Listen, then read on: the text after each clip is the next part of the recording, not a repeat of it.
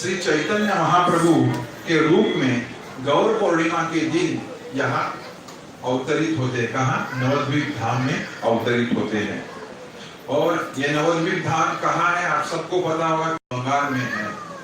तो यहाँ सबसे पहले हम कथा सुनने के पहले, यानी गौरांग प्रभु की बाल लीलाएं सुनने के पहले हम पहले जान के लेंगे कि उनके अवतरण के क्या कारण है।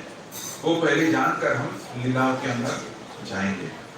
भगवान श्री चैतन्य महाप्रभु, गौरांग महाप्रभु जो के रूप में कृष्ण उपस्थित हुए या अवतरित हुए, उनके 3 कारण हैं। वो बहिरंग कारण 3 है और अंतरंग कारण 3 है। तो सबसे पहले हम 3 बहिरंग कारण देखेंगे और उसके बाद में 3 अंतरंग कारण देखेंगे। तो सबसे पहला बहिरंग कारण जो है वो आप सबको पता है, 4 युग है। त्रेता युग है, सत्य युग है, द्वापर युग है और कलयुग है। तो यहाँ ये जो हम कलयुग में है, ये कलयुग का जो युग धर्म है वो क्या है? तो हरिनाम संकीर्तन है। त्रेता युग आप देखोगे तो उसका युग धर्म है यज्ञ। उसके साथ साथ सत्य युग का जो युग धर्म है वो है ध्यान। और उसके साथ साथ द्वापर युग का है श्री विग्रह सेवा। तो इस तरीके से 4 जो युग है उनके जो युग धर्म है उसमें से कलयुग का आपको सबको पता है युग धर्म जो है हरिनाम संकीर्तन। तो यहाँ भगवान खुद स्वयं जो है वह क्यों अवतरित हुए हैं? तो युग धर्म हरिनाम संकीर्तन का प्रचार करने के लिए वे खुद यहाँ प्रकट हुए हैं। उसके साथ साथ दूसरा जो कारण है, अद्वैत आचार्य की प्रार्थनाएं। जो यवन थे और जो पतित थे उनका उद्धार करने के लिए अद्वैत आचार्य ने बहुत सारी प्रार्थनाएं भगवान को की थी। और उनके प्रार्थनाओं के फलस्वरूप चैतन्य महाप्रभु जो है वह ये कलयुग में अवतरित हुए हैं। भगवान कृष्ण चैतन्य महाप्रभु के स्वरूप में अवतरित हुए हैं। और यह कलयुग को धन्य कली भी कहा जाता है। और उसके साथ साथ तीसरा कि लोगों को कृष्ण प्रेम वितरण करने के लिए भगवान यह अवतरित हुए हैं। अब ये कौन सा प्रेम हमें देना चाहते हैं? तो ये प्रेम देना चाहते हैं वह गोपियों का जो वृंदावन में है, जिनको भगवान कृष्ण के प्रति प्रेम है, वह प्रेम वो हमें देना चाहते हैं। इसलिए भगवान चैतन्य महाप्रभु के स्वरूप में यहाँ अवतरित हुए हैं। तो ये हो गए 3 कारण जो बहिरंग है। उसके साथ साथ और 3 कारण है जो अंतरंग है, वो कारण भी आप जान लीजिए। तो पहला कारण ऐसा है जो श्री कृष्णराज कविराज गोस्वामी जिन्होंने चैतन्य चरितामृत की आदि लीला के 4थे अध्याय के अंदर नमूद किए हुए हैं। तो उसके ऊपर सबसे पहले हम जान लेते हैं कि अगर हम जानना चाहते हैं तो सबसे पहले हम पहला उदाहरण लेते हैं गुलाब जामुन का। अगर हम गुलाब जामुन चखना चाहते हैं, उसके कौन से दृष्टिकोण से हम चखेंगे या फिर कौन से दृष्टिकोण से हम उसको देखना चाहेंगे? तो सबसे पहले हम देखेंगे कि वो कितना बड़ा गुलाब जामुन है, उसके साथ साथ उसके अंदर कितनी मिठास है।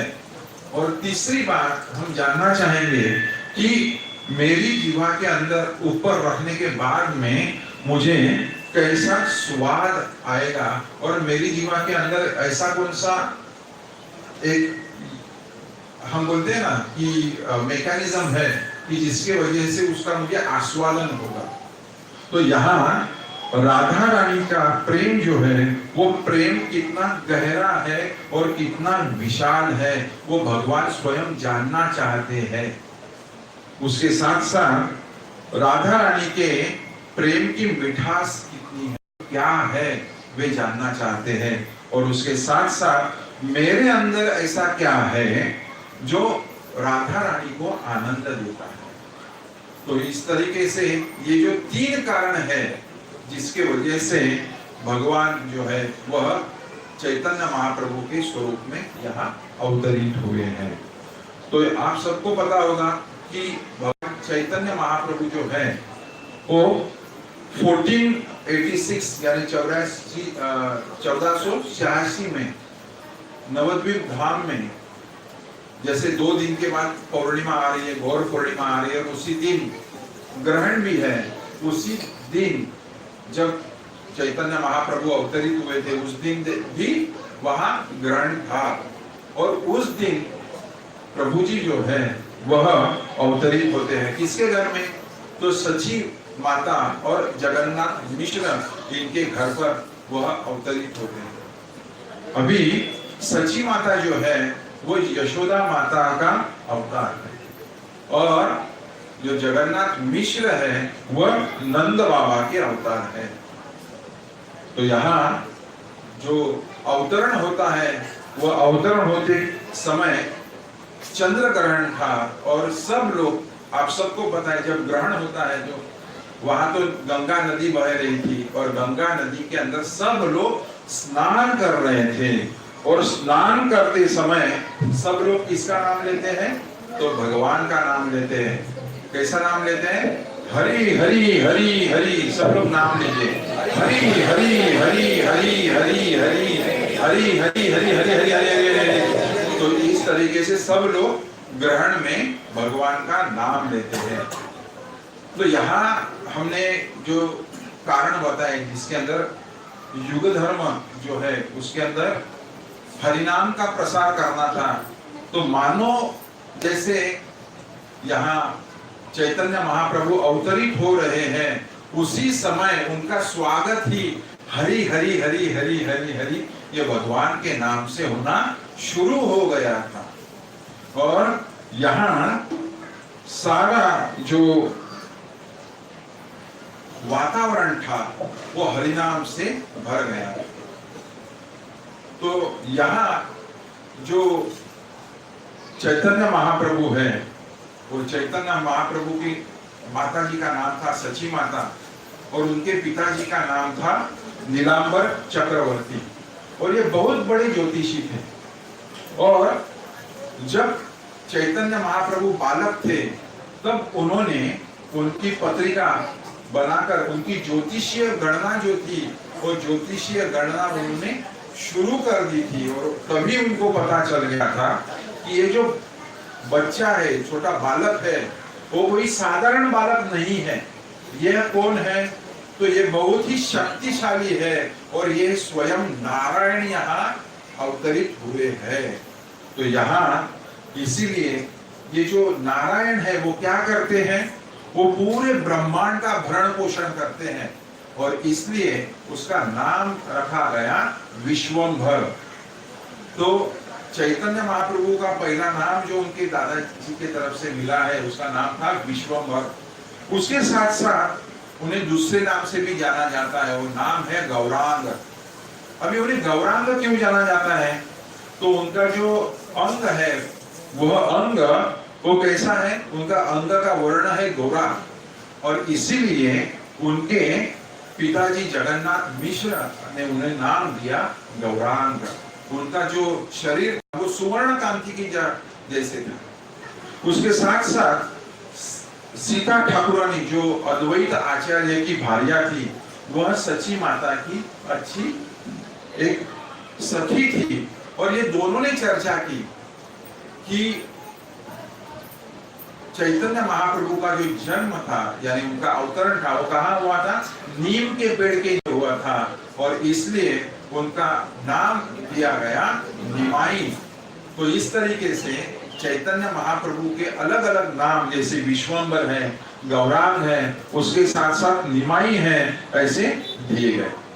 अभी ये जो निमाई थे, यह कुछ साधारण बालक नहीं थे, वह बहुत ही विलक्षण बालक थे। और जब निमाई रोते थे, तो आजू बाजू की जो महिलाएं होती थी, वो आती थी और देखती थी कि यहाँ निमाई रो रहे हैं, और रोते समय वो हर एक तरीके से उनको शांत कराने की कोशिश करते थे। लेकिन जब वे हरिनाम लेना शुरू करते थे, तो ये जो हरिनाम, हरे कृष्णा कृष्णा कृष्णा हरे हरे, हरे राम राम राम हरे हरे, तरीके से जब वो नाम स्मरण करती थी, उनके सामने हरि का नाम लेती थी, तो निमाई शांत होते थे। वापस निमाई शांत होने के बाद में महिलाएं रुक जाती थी, वापस निमाई करते थे। यानी ये जो निमाई थे वो बचपन से ही, छोटे समय से ही लोगों को हरिनाम लेने की आदत लगा रहे थे। तो यहाँ निमाई जो है वो निमाई का जो चूड़ाकरण संस्कार होता है, आप सबको पता होगा चूड़ाकरण यानी क्या। तो जब बालक का सबसे पहली बार पूरा बाल जो है वो उतारा जाता है, उसे बोलते हैं चूड़ाकरण विधि। वह चूड़ाकरण विधि जब हुआ उस समय उनके पिताजी जो है जगन्नाथ मिश्र, इन्होंने क्या किया, उनका एक स्वभाव कैसे है वो जानने के लिए, उनकी प्रवृत्ति की परीक्षा लेने के लिए, उसे हम इंग्लिश में बोल सकते हैं इंक्लाइनेशन टेस्ट, उनकी इंक्लाइनेशन टेस्ट देने के लिए उन्होंने क्या किया, तो जो निमाई था, छोटा निमाई, निमाई के सामने उन्होंने कुछ वस्तुएं रख दी। और वो वस्तुएं कौन सी थी, तो हर तरीके के खिलौने उनके सामने रखे गए। उसके साथ साथ उन्होंने भागवतम रख दिया, उसके साथ साथ उन्होंने कुछ खाने की वस्तुएं रख दी। और उसके बाद में आप सबको पता होगा माताएं ऐसा खेल खेलती है कि उसके सामने रख देती है और उसको बोलते आजा आजा आजा आजा करती है। तो यहाँ उनके पिताजी ने बोला आओ निमाई आओ और तुम्हें जो चाहिए वो ले लो। तो सबसे पहले जाकर निमाई ने क्या किया होगा, तो सबसे पहले जाके उन्होंने भागवतम हाथ में ले लिया। तो यही जो कारण था जिसकी वजह से निमाई जो है वो भविष्य में किसकी रुचि रखने वाला था, यानी भगवान की बातें जो है दूसरों को बताने में वह अव्वल रहने वाला है, यह साबित हो गया था। तो उस समय जगन्नाथ मिश्र बोलते हैं कि निमाई अच्छा लगता है और उसे भागवत अच्छा लगता है, वो आगे भागवत का जाके प्रचार करने वाला है, ऐसे निमाई बोलते हैं। और यहाँ कुछ घटनाएं हम चर्चा करने वाले हैं, हमारे पास समय बहुत कम है लेकिन हम घटनाएं चर्चा करने की पूरी कोशिश करेंगे।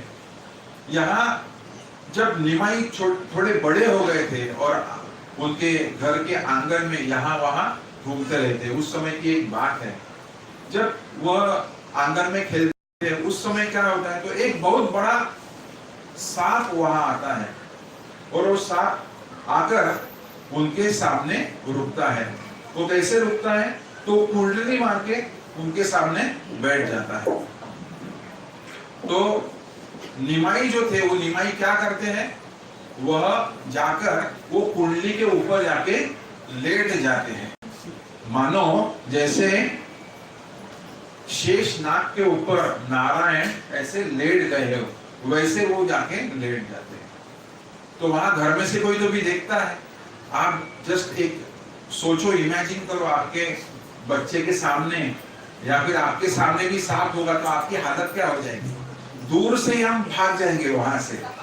तो यहाँ निमाई तो है वो कुंडली के ऊपर जाके बैठ जाते हैं और सब लोग बोलने लगते हैं गरुड़ गरुड़, आप सब लोग बोलो गरुड़ गरुड़। गरुड़ गरुड़ क्यों बोलते हैं, क्योंकि आप सब लोग को पता है कि गरुड़ यानी क्या, गरुड़ को सांप यानी क्या है, न्यूडल्स है उसके लिए। तो वो गरुड़ गरुड़ करने लगते हैं। और यहाँ जो शेष नाग के अवतार होते हैं वो समझ जाते हैं कि अभी मुझे यहाँ से निकलना चाहिए, तो वहां से वो निकलने लगते हैं। लेकिन निमाई जो है वो बहुत शैतान है, वो क्या करते हैं, उसकी पूंछ खींचते हैं। 2 बार होता है, 4 बार होता है, फिर सब लोग वहां जमा होने लगते हैं। लोगों को ये डर लगता है कि अगर हम वो सांप को कुछ करने को जाएंगे तो क्या हो जाएगा, वो उसको काट लेगा।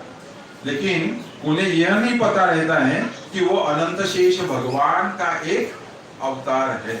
और इसलिए थोड़ी देर के बाद जो अनंत शेष जो है वह अनंत शेष, वह सर्प जो है वहां से निकल जाते हैं। तो वृंदावन दास ठाकुर जो है वह वृंदावन दास ठाकुर यहाँ वर्णन करते हैं या फिर ये कथा की फलश्रुति बताते हैं कि जो भी कोई यह कथा श्रवण करेगा, जो भी कोई यह कथा बताएगा, उसे जन्म मृत्यु का साप जो है वह कभी भी डसेगा नहीं। तो यहाँ जो भी हम कुछ कथाएं सुनने वाले हैं, हर एक की कुछ न कुछ तो भी फलश्रुति है। वह फलश्रुति आप सब लोग कृपया ध्यान पूर्वक सुनिए। तो सब लोग बोलो श्री अनंत शेष भगवान की। तो यहाँ धीरे धीरे हमारे जो निमाई है वो निमाई क्या करने लग गए हैं, चलने फिरने लग गए हैं। और वह चलने फिरने लगते हैं तो एक दिन क्या होता है कि उनके घर के नजदीक ही गंगा नदी बहती थी। वो चलते चलते चलते कहाँ गए, गंगा नदी के किनारे चले गए। और ये जो निमाई थे उनकी माता जी सची माता, उन्होंने क्या किया था, उनके बहुत सारे अलंकार उन्होंने उनको पहना दिए थे, सोने के चांदी के, ऐसे बहुत सारे अलंकार उन्होंने उनको पहना दिए थे। अभी ये जब गंगा नदी के किनारे जाते हैं तो वहां दो चोर वहां से आते रहते हैं और वह देखते हैं कि ये जो छोटा बच्चा है उसने बहुत सारे अलंकार विभूषित हुआ है, क्यों ना हम इसे ये अलंकारों को लेकर जाएं। लेकिन वो क्या सोचते हैं, चलो ठीक है अलंकार ही नहीं, हम क्या करेंगे, हम इसे ही उठा के लेके जाते हैं। तो आप सब लोग को पता है कि अभी हमको बहुत चौकन्ना करते हैं लोग, अरे यहाँ मत भेजो, वहाँ बच्चे भगा के लेके जाने वाली टोली आई हुई है, बच्चों को कुछ तो भी खिलाते हैं। और वो क्या करते हैं, यहाँ से वहाँ वो लेके जाते, भगा के लेके जाते हैं। तो उस समय ये जो निमाई है उनको प्रलोभन देने के लिए कैडबरी नहीं था, उस समय चॉकलेट भी नहीं था, तो उनके पास क्या था, उनके पास बंगाली मिठाई थी। क्या थी, तो संदेश था। संदेश दिया, उसके बाद में उन्होंने क्या दिया, रसगुल्ला दिया। इस तरीके से उन्होंने अलग अलग जो प्रलोभन है वो प्रलोभन देकर उन्होंने वो बच्चे को अपने कंधे पर बिठा लिया। जब उन्होंने वो कंधे पर बिठा लिया और उसको निमाई जो है वो बहुत मजे से उनके कंधे पर बैठकर रसगुल्ला खा रहा है, संदेश खा रहा है। और ये दो चोर है वो बोलते हैं अभी हम इसको अपने अड्डे के ऊपर लेके जाएंगे। इस तरीके से उनकी बारात जा रही थी एक तरफ से दूसरी तरफ। बहुत देर चलने के बाद में वो एक जगह, वो जो चोर और निमाई है वो पहुंच जाते हैं। और पहुंचने के बाद में अभी ये जो चोर है उनको लगता है अभी हम हमारे अड्डे के ऊपर आ गए। लेकिन ऐसी माया हुई कि वो जब देखते हैं तो वापस क्या होता है कि वो आकर निमाई के घर के नजदीक ही पहुंच जाते हैं। अभी यहाँ निमाई घर से चले गया है तो सब लोग जो है उनके रिश्तेदार, माता पिता जो है वो उन्हें ढूंढने लगते हैं। और जगन्नाथ मिश्र जो है वो तो खुद बेहोश हो गए हैं और सची माता जो है वो यहाँ वहां उनको ढूंढने लगी है। लेकिन सब जो रिश्तेदार है वो यहाँ वहां उनको ढूंढने के लिए निकल पड़ते हैं। उतने में देखते हैं तो दो जो बच्चे हैं, दो जो चोर हैं, अभी उनको पता नहीं है चोर है, लेकिन दो आदमी निमाई को लेके आ रहे हैं। वो देखते हैं और सब लोग खुश हो जाते हैं, अरे निमाई आ गया, निमाई आ गया करके। तो जब निमाई आ गया ऐसे बोलते हैं तो उस समय वो चोरों को लगता है कि ये सब लोग हमें पकड़ने के लिए आ रहे हैं। वो क्या करते हैं, तुरंत निमाई को उठाकर नीचे रखते हैं और वो भागने लगते हैं वहां से। तो जब निमाई वहां आता है तो सची माता उसको तुरंत अपने पास ले लेती है और उसको पूछने लगती है, बेटा कहाँ गया था तू? तो कुछ नहीं माते, वो कुछ भक्त थे और वो हरिनाम संकीर्तन कर रहे थे, वो उनके साथ में गया था। तो जगन्नाथ मिश्र तब होश में आ जाते हैं और वो क्या बोलते हैं कि चलो इनका भी सत्कार करते हैं हम लोग। मेरी जो रेशमी पगड़ी है वो देकर मैं इनको सम्मानित करना चाहता हूँ, तो आप जरा जाके उनको लेके आइए। तो ये जो रिश्तेदार उनको दौड़कर लेने के लिए जाते हैं। ये जब भागते हैं तो चोरों को लगता है कि ये हमें पकड़ने के लिए आ रहे हैं और वो जोर जोर से भागने लगते हैं। और ये जो रिश्तेदार है और जोर से भागते हैं और वहां उनकी गलतफहमी ऐसी होती है कि ये हमें पकड़ने के लिए, हमें सजा देने के लिए आ रहे हैं। तो इस तरीके से वहां से वो 9, 2, 11 वो जो चोर है वहां से हो जाते हैं। तो यहाँ वापस जो फलश्रुति ये कथा की जो है, वृंदावन दास ठाकुर जो कहते हैं कि जो यह कथा मनपूर्वक सुनेगा उसके जीवन के सारे अमंगल चुरा लिए जाएंगे और उसकी कृष्ण भक्ति सुदृढ़ हो जाएगी। क्योंकि यहाँ जो दो चोर है, वो दो चोरों के बारे में निमाई जो है वो क्या कहते हैं, नहीं वो दोनों भक्त हैं, यानी वो चोर होते हुए भी उन्हें भक्ति का दर्जा प्राप्त हो गया था। इसलिए आप सब लोग जो है यहाँ जो सुन रहे हैं, निश्चित ही आपकी कृष्ण भक्ति जो है वह निश्चित ही सुदृढ़ होने वाली है। बोले जय श्री सच्चिदानंद गौर हरि। अभी और एक कथा आती है, और वो जो कथा है वह है एक तीर्थिक ब्राह्मण की कथा है। ये जो तीर्थिक ब्राह्मण है वो कैसा था, वो तीर्थिक ब्राह्मण जो है उसके पास एक शालिग्राम शिला थी और उसके साथ साथ उसके पास बाल गोपाल के विग्रह थे। और ये जो विग्रह थे वो क्या करता था, गले में बांध कर एक जगह से दूसरी जगह, दूसरी जगह से तीसरी जगह वो घूमते ही रहता था, तीर्थ क्षेत्र के ऊपर वो जाते ही रहता था। ये जो ब्राह्मण था वो कभी उसका खुद का तो घर था ही नहीं, लेकिन वो क्या करता था, वो भिक्षा मांगकर लोगों से जो भी कुछ भिक्षा प्राप्त होती थी उससे भोजन बनाकर वो पहले अपने बाल गोपाल को वो भोग चढ़ाकर वो क्या करता था, उसका प्रसाद खुद ग्रहण करता था। तो इस तरीके से वह तीर्थिक ब्राह्मण एक दिन घूमते घूमते घूमते नवद्वीप धाम में पहुंच गया। और वहां जब वह नवद्वीप धाम में आता है तो जगन्नाथ मिश्र को यह पता चलता है कि ऐसा ऐसा ब्राह्मण यहाँ आया हुआ है। तो वो कहते हैं, वो ब्राह्मण को एक निवेदन करते हैं कि आप हमारे घर पे पधारिए और हमारे घर पर पधार के हम आपको जो सीधा सामग्री है वो देते हैं, उससे आप भोजन बनाकर उसका भोग बनाकर आप प्रसाद ग्रहण कीजिए, ऐसा निवेदन करते। तो ब्राह्मण बहुत खुश हो जाते हैं और ब्राह्मण बोलते कि ठीक है, मैं आपके घर पे आता हूँ। और जब वो घर पे आते हैं उन्हें सीधा सामग्री पूरी दी जाती है।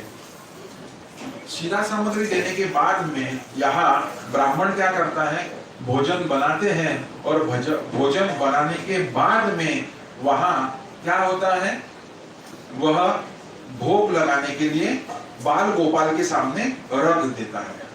रख देने के बाद में वह आंखें बंद कर कर उनकी प्रार्थना जो है वो अर्पित करना शुरू कर देते हैं। वह जब शुरू कर देते हैं तो उसी समय कुछ देर के बाद वह आंखें खोलता है और देखता है तो क्या, उन्होंने जो भोग लगाया था वहां निमाई दिगंबर अवस्था के अंदर आकर वो जो भोग है वो खाना उन्होंने शुरू कर दिया था। वो ब्राह्मण जो है, ब्राह्मण बोलने लगता है हाय हाय हाय हाय। बोलिए आप सब लोग, हाय हाय हाय हाय हाय। अरे क्या हुआ, अरे दिगंबर अवस्था के अंदर आकर निमाई ने मेरे भगवान का भोग खा लिया है, अभी भगवान भी भूखे रहेंगे और उपरांत मैं भी भूखा रहने वाला। तो वहां जगन्नाथ मिश्र है, वो आके पूछने लगते हैं अरे क्या हुआ। बोलता है देखिए ये जो निमाई है वो निमाई आकर उसने पूरा भोग जो है वो खराब कर दिया है। तो यहाँ जगन्नाथ मिश्र जो है वह जगन्नाथ मिश्र उन्हें अपने बेटे को निमाई को पकड़ने के लिए भागते हैं, लेकिन निमाई जो है वो उनके हाथ में नहीं आता है, वहां से वो भाग जाता है। जगन्नाथ मिश्र जो है उनको बहुत गुस्सा आता है, वो निमाई को डांटने की कोशिश करते हैं। तो ब्राह्मण बोलते हैं वो तो छोटा है, आप मुझे मत डांटिए, क्योंकि भगवान की यह इच्छा है कि मैं तो तीर्थिक ब्राह्मण हूँ और मुझे ये जो पकाया हुआ भोजन होगा वो खाने की भगवान की इच्छा नहीं होगी। तो आप एक काम कीजिए, आपके घर के अंदर अगर कुछ कंद है, फल है, वो आप मुझे दे दीजिए, मैं उसका जो भी भोग है वो बनाकर क्या करूंगा, मैं भगवान को लगा देता हूँ और वो मैं पालूंगा। लेकिन जगन्नाथ मिश्र ये सोचते हैं कि हमारे संस्कृति के अंदर यह है, अतिथि देवो भव। अगर हमारे घर में आकर यह ब्राह्मण के बारे में ऐसा होता है, वो उचित नहीं है। वो कहते हैं कि नहीं नहीं, आप एक काम कीजिए, मैं आपको वापस ये जो भी कुछ शिकार सामग्री जो भी कुछ है मैं आपको देता हूँ, आप उसका वापस भोग बनाइए और भगवान को दे दीजिए। लेकिन ब्राह्मण तो भी बताता है, लेकिन यहाँ जगन्नाथ मिश्र कहते कि नहीं नहीं प्लीज आप वैसा मत कीजिए, मैं आपको देता हूँ, आप वो भोग बनाइए। तो वहाँ जगन्नाथ मिश्र कहते हैं घर की महिलाओं को, एक काम कीजिए, आप अभी क्या करना है, ये जो निमाई है वो निमाई की आप जरा उसके ऊपर नजर रखिए, वो यहाँ वापस आना नहीं चाहिए, ब्राह्मण है उनका भोजन होना चाहिए। तो वापस वो जो ब्राह्मण है वो ब्राह्मण वापस भोजन पकाते हैं। भोजन पकाने के बाद में वापस उनके बाल गोपाल है, बाल गोपाल को नैवेद्य दिखाते हैं, भोग दिखाते हैं। और भोग दिखाने के बाद में वापस क्या करते हैं, वह उनकी प्रार्थनाएं अर्पण करने लगते हैं। और अर्पण करने लगते हैं, उसी आंखें खोलते हैं तो देखते हैं तो क्या, वापस वहां निमाई आ गए हुए और उनका भोग वापस उन्होंने खाना शुरू कर दिया है। वापस चिल्लाने लगते हैं, हाय हाय हाय हाय। ये देखिए, तो यहाँ सब हाय हाय होने लगता है। वापस जगन्नाथ मिश्र वहां आते हैं और पूछने लगते हैं, ब्राह्मण देवता क्या हुआ? अरे देखिए वापस निमाई आया और उसने क्या किया है, हमारा जो भोग है वो भोग वापस जो है वो दूषित कर दिया, उसने खुद ने खा लिया। अभी भगवान क्या खाएंगे और मैं क्या खाऊंगा? अभी वापस जगन्नाथ मिश्र जो है वो आग बबूला होने लगते हैं और निमाई के पीछे भागना शुरू कर देते हैं। तो निमाई तो छोटा है, वहां से वहां भागने लगता है। अभी ये जो जितनी भी अभी प्रक्रिया हुई है, अभी तो शाम रात होने को आई है। तो यहाँ उसी दौरान की बात है कि वापस वो जो ब्राह्मण है वो जगन्नाथ मिश्र को बोलते हैं, देखिए आप वो बालक को कुछ मत कहिए, भगवान की यही इच्छा है कि मैं पका हुआ अन्न जो है उसका भोग बनाकर उनको नहीं परोसूं। मुझे क्या करना चाहिए, मुझे कुछ फल कंद जो है वही मैं भगवान को अर्पित करता हूँ। लेकिन जगन्नाथ मिश्र बोलते हैं, ब्राह्मण है, हमारे घर में तो ऐसा कोई भूखा रहना नहीं चाहिए, उसने पका हुआ अन्न खाना चाहिए, प्रसाद पाना चाहिए। लेकिन उसी समय उनके सामने क्या होता है, तो निमाई के बड़े भाई जिनका नाम था विश्वरूप, वो उनके सामने आते हैं। और वापस विश्वरूप जो है उनका जो स्वरूप है वो कैसा है, वह आप सबको पता है कि विश्वरूप वही है बलराम और वही है संकर्षण। और वो उनके सामने आते हैं। उन्होंने कैसे वस्त्र पहने थे, तो उन्होंने नीले रंग के वस्त्र परिधान किए हुए थे। उनके साथ साथ उनके बाल जो थे वो वह घुंघराले बाल थे और उनकी जो भुएं थी वो बहुत लंबी लंबी भुएं थी। उसके साथ साथ उनकी आंखें जो थी वो कमल के पंखुड़ियों के समान थी और उनकी जो नासिका थी वो बहुत सुंदर थी। इस तरीके से वो तो भगवान का साक्षात वह एक स्वरूप ही थे। तो वहां उनका दर्शन देखकर ब्राह्मण जो है वो अचंभित हो जाते हैं और पूछने लगते हैं, अरे ये जो सुंदर बालक है, ये बालक ये कोई तो भी अद्वितीय बालक है, और कौन है वो भाग्यशाली दंपति जिसका यह पुत्र है? तो घर के लोग बताते यही सची माता और जगन्नाथ मिश्र के बड़े बेटे हैं। तो वह जो यहाँ विश्वरूप है वो ब्राह्मण को कहते हैं कि निमाई से गई हुई है, हम आपको वापस सीधा देते हैं, आप एक काम कीजिए, वापस अपना भोजन बनाइए। तब तक यहाँ जगन्नाथ मिश्र क्या करते हैं कि वापस निमाई को कहते हैं, यानी उनके घर की जो महिलाएं सची माता वगैरह इनको सबको बोलती है कि इसको एक कमरे में जाके बंद कर दो। अभी यहाँ तो रात हो गई थी। रात होने के बाद में सची माता क्या करती है, निमाई को लेती है और उसको सुला देती है। सुलाने के बाद में वो जो रूम है, रूम से बाहर आती है और बाहर से कड़ी लगा देती है। और बाद में आके वो ब्राह्मण को बोलते अभी आप निश्चिंत हो जाइए, हमने अभी निमाई को अंदर रूम के अंदर बंद कर दिया है और बाहर से लॉक कर दिया है, आप निश्चिंत होके आप आपका जो प्रसाद है वो प्रसाद बनाने की प्रक्रिया वापस शुरू कर दीजिए। अभी ब्राह्मण को अभी यहाँ एक तरीके का एश्योरेंस आ गया कि निमाई तो बंद है, अभी मैं मेरा प्रसाद वापस बनाऊंगा। वह क्या करते हैं, वापस भोजन बनाना शुरू करते हैं। भोजन बनाने के बाद में वह क्या करते हैं, वापस भोग लगाने के लिए शुरुआत करते हैं। और सब प्रार्थनाएं जो है वो प्रार्थनाएं क्या होती है, वो प्रार्थनाएं वो वहां कहने के लिए शुरुआत करते हैं। और जब यहाँ अभी यहाँ तक की बात तो है, लेकिन अभी यहाँ कौन आती है बीच में, तो यहाँ बीच में आती है एक देवी।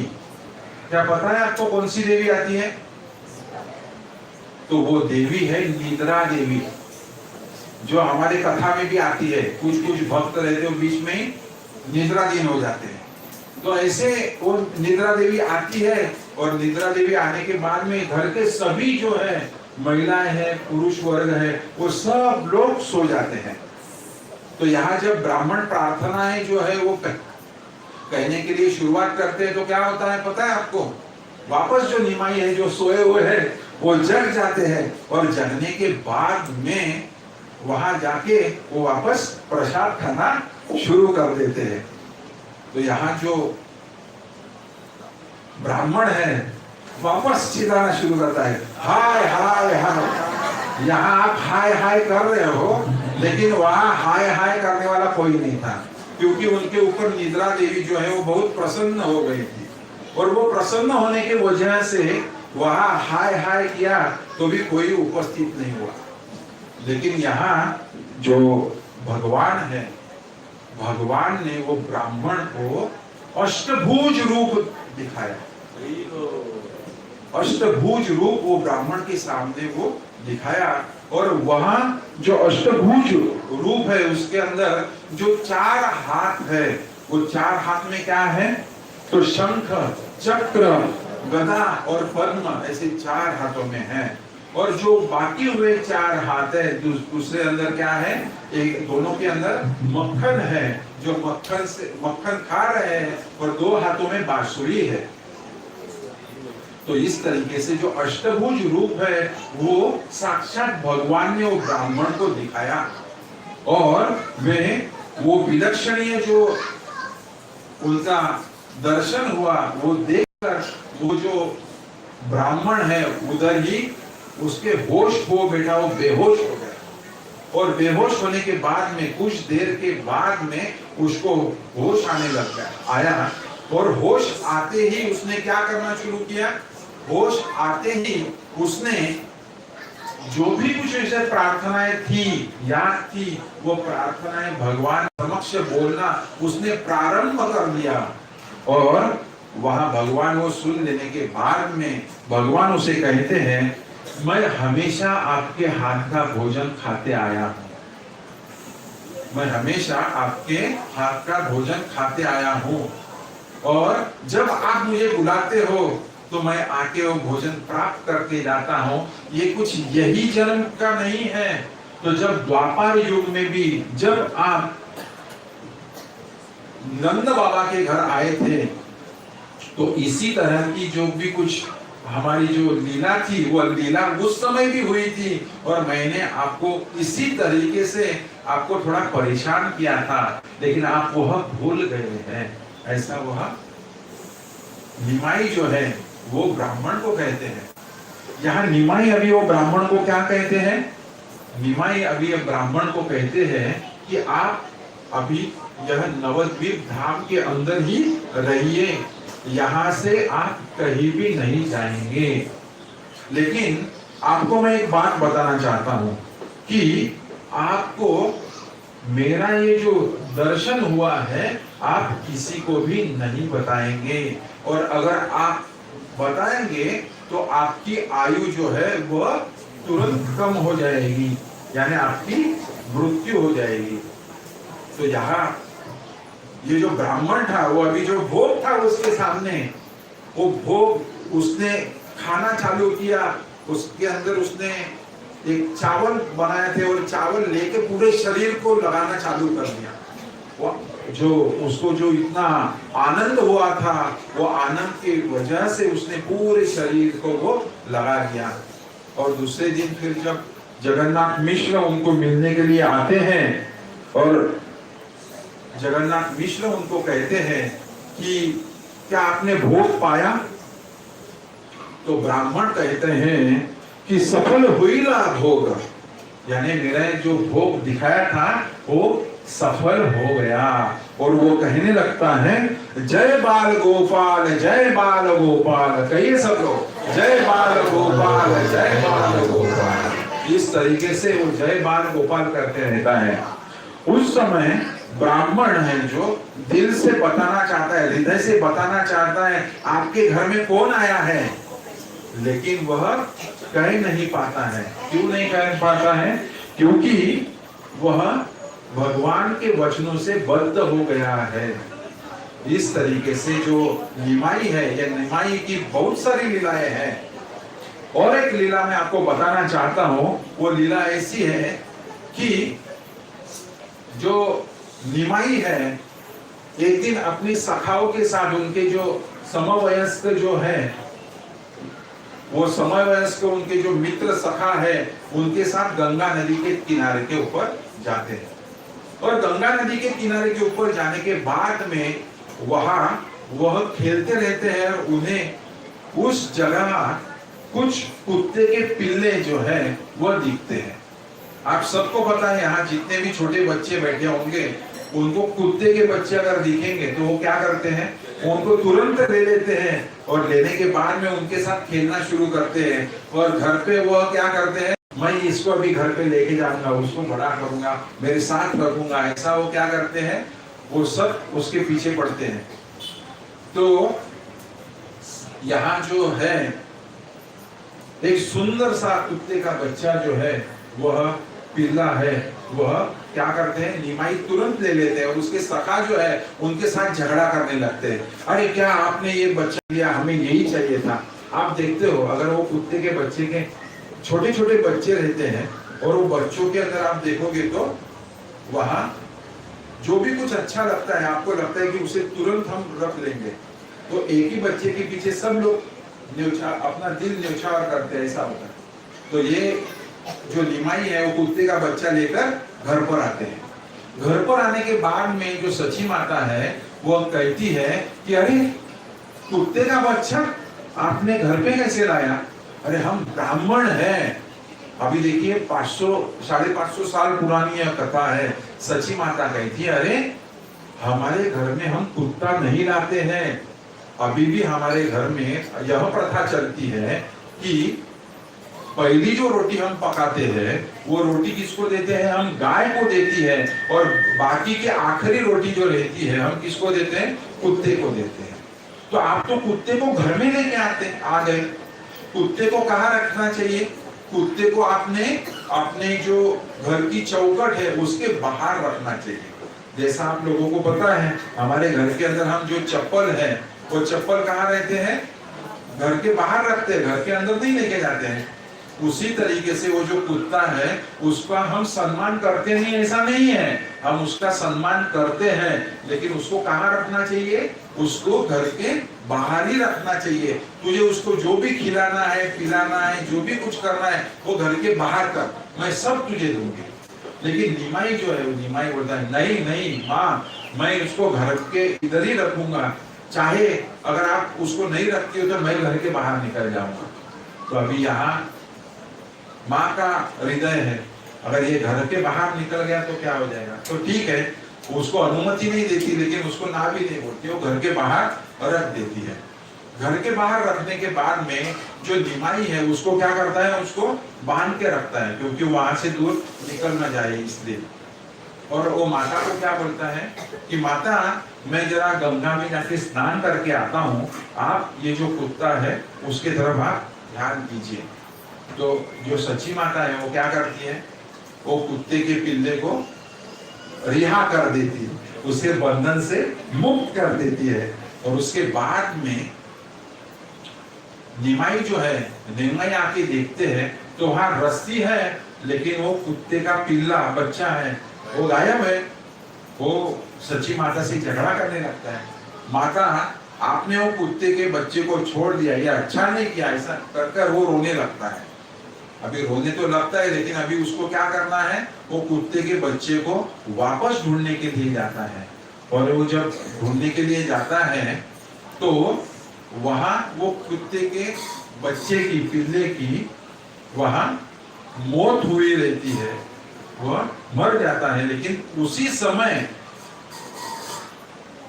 यहाँ आकाश से एक सोने का एक रथ आता है और उसके अंदर से एक दिव्य पुरुष आता है और वो बच्चे को अपने साथ लेकर चले जाता है। निमाई रो रहे हैं, लेकिन वो क्या कर रहे हैं कि जो कुत्ते का पिल्ला है उसे क्या करता है, वो मुक्ति दिला देता है और वह वैकुंठ में चले जाता है। इस तरीके से निमाई की तो बहुत सारी लीलाएं हैं। और एक लीला मैं आपको सुनाता हूँ और उसके बाद में मैं रुकता हूँ। ऐसे ही निमाई एक बार बीमार होते हैं और बीमार होने के बाद में वहां 2 किलोमीटर दूर, 2 मील दूर एक गांव के अंदर एक जो परिवार रहता है वो भगवान के लिए, भगवान विष्णु के लिए प्रसाद बनाते रहता है, उसको ऑफर करते रहता है। तो यहाँ जो निमाई है, निमाई अपने पिताजी को बोलते हैं, जगन्नाथ मिश्र को कहते हैं, पिताजी आप वहां जाइए और उनके घर से प्रसाद लेकर आइए, उनके घर से प्रसाद लेकर आइए। अभी जगन्नाथ मिश्र कहते हैं कि ये जो दोपहर का वक्त है और दोपहर के वक्त को 2 मील दूर जाना और वापस उनके घर जो जिसे हम पहचानते नहीं है उससे प्रसाद मांगकर लाना कैसा लगेगा। लेकिन अभी बच्चा है, उसका जो जीत है वो जीत पूरा करने के लिए क्या करते हैं, जगन्नाथ मिश्र निकलते हैं और पैदल जाकर उनके घर पे जाते हैं और उनको बोलते हैं, क्या आपके घर पे भगवान विष्णु के लिए आपने कुछ भोग बनाया है? तो वे घर वाले जो लोग हैं वो अचंभित हो जाते हैं कि इन्हें कैसे पता चला, और ये जो कह रहे हैं इनका छोटा बालक है, वो बालक को कैसे पता चला कि हमने प्रसाद किया हुआ है। वे तुरंत उनको प्रसाद देते हैं और वो जब प्रसाद लेकर जगन्नाथ मिश्र घर पर आते हैं और निमाई को देते हैं, तो जो निमाई बीमार होता है वो प्रसाद खाकर तुरंत उसकी जो बीमारी है वो दूर भाग जाती है। तो इसका मतलब ये है कि हम जो प्रसाद खाते हैं वो प्रसाद की भी एक दिव्यता होती है, इसलिए हमने सब लोगों ने प्रसाद खाना यह जरूरी है। इस तरीके से अगर हम बाल लीलाएं जो है निमाई की अगर हम सुनते बैठेंगे तो आज की रात भी है वो पूरी नहीं पड़ेगी। लेकिन हमें अभी वक्त का जो तकादा है यह देखना पड़ेगा, और हमारे भद्र चैतन्य प्रभु ने वहां इशारा भी कर दिया है कि प्रभु जी अभी ये बाल लीलाएं अभी हम रोकेंगे और यहाँ हमारी अभी प्रभु जी आरती है, अभी आरती करने वाले हैं। तो आप सब लोगों से निवेदन है कि आप जहाँ बैठे हैं वही बैठेंगे और प्रभु जी आरती करने वाले हैं, उसका आप लाभ लीजिए। आपने बहुत शांतिपूर्वक यह जो लीला है वो सुनी, इसलिए मैं आप सबके प्रति कृतज्ञ हूँ, आपके सबके प्रति मैं धन्यवाद कहता हूँ। हरे कृष्णा कृष्णा कृष्णा कृष्णा हरे हरे, हरे राम